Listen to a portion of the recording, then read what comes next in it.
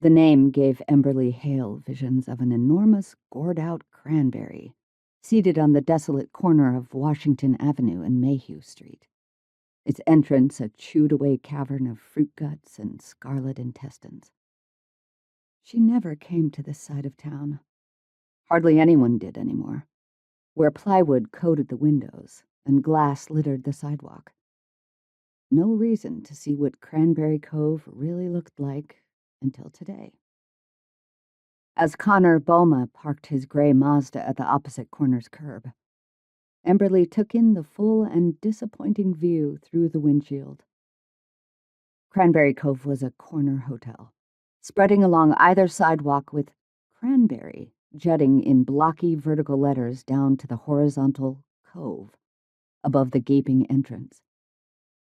It wore a similar grayed-over atmosphere as its neighboring businesses and apartments, clinical depression having taken physical form in their brick and mortar and grime.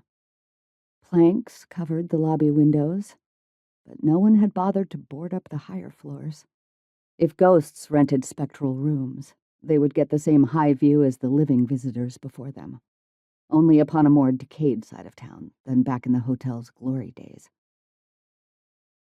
Connor unlatched himself from the car first and slammed the driver's door harder than he needed.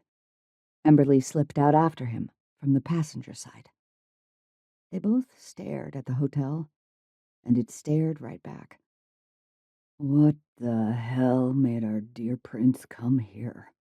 Connor said, shaking his head. "It's been abandoned since the 70s, Emberly said. Duke probably thought no one would bother him, Kristoff or Tyrone's guys, while they showed product and talked out a deal.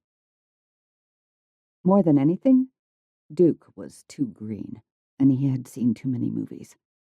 He was the type to believe professional arrangements took place in shitholes like Cranberry Cove.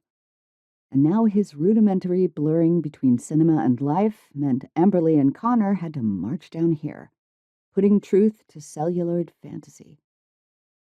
Life would imitate film when it should have been the other way around. But then, wasn't Emberly putting the blame on Duke for coming here? She bit her tongue, and the pain derailed that train of thought. Connor scratched his arm where a nicotine patch hid beneath his jacket. Once upon a time, they both wore denim and street clothes to these types of situations.